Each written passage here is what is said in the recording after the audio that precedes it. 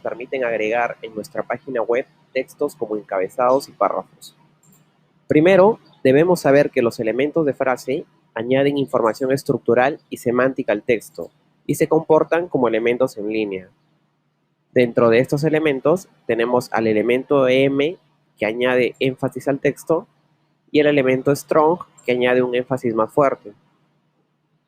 A nivel de representación, em hará que el texto se vea en cursiva y strong hará que el texto se vea en negrita. El mismo efecto que generaría en el navegador el emplear el elemento i o el elemento b respectivamente, solo que estos dos últimos elementos no brindan énfasis al texto. En nuestro caso, procuraremos no utilizar los elementos b e i para dar estilos al texto. De ser necesario, utilizaremos las propiedades CSS, que son H1, H2, H3, H4, H5 y H6. Estos nos ayudan a describir brevemente el tema de las secciones que presentan, siendo H1 el más importante y H6 el menos importante.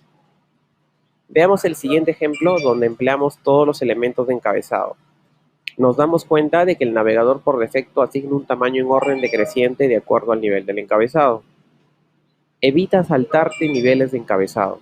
Para mencionar un nivel después del otro, utiliza H2 después de H1, H3 después de H2 y así en ese orden. Si por ejemplo H2 no presenta el tamaño de texto que deseas, utiliza la propiedad CSS Font Size para modificar su tamaño. Con esto quiero decir que el objetivo del elemento encabezado no es brindar un tamaño determinado al texto, sino más bien resaltar su importancia. Ahora hablemos sobre el elemento P.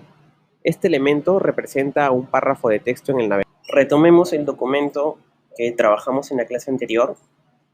Vamos a desarrollar sobre él una página web de manuales de programación, así que hagamos un poco de código. En el elemento title pondremos de contenido manual de HTML y CSS. En el elemento header pondremos de contenido manuales de programación -header como algo referencial. En el elemento nav colocaré lista de manuales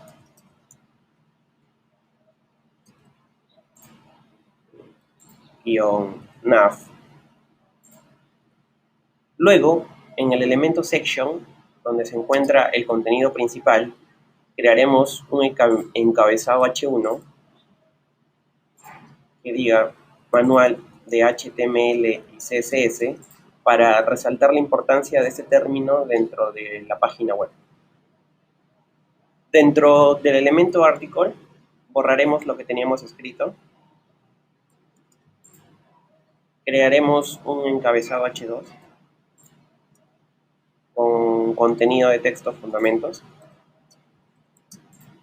seguido de un párrafo con texto lorem ipsum. Escribimos lorem, presionamos el botón tab y se nos genera un párrafo de texto lorem ipsum.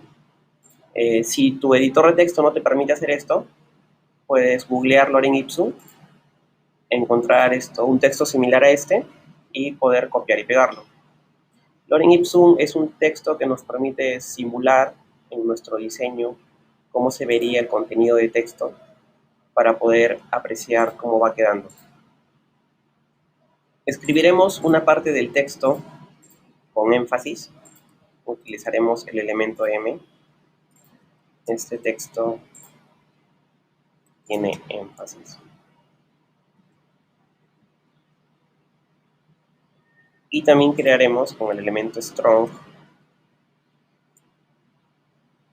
un texto que tenga un énfasis mayor.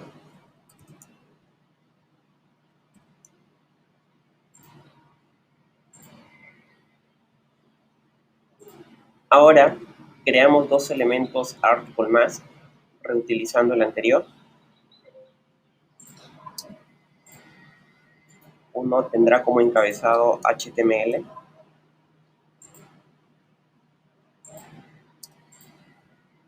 y el otro tendrá como encabezado CSS. En el elemento site crearemos un encabezado sobre el autor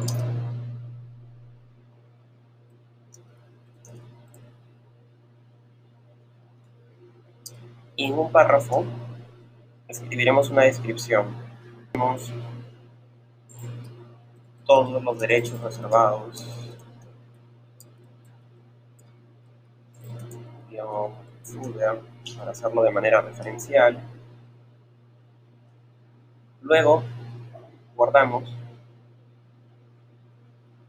y vemos cómo se visualiza en el navegador.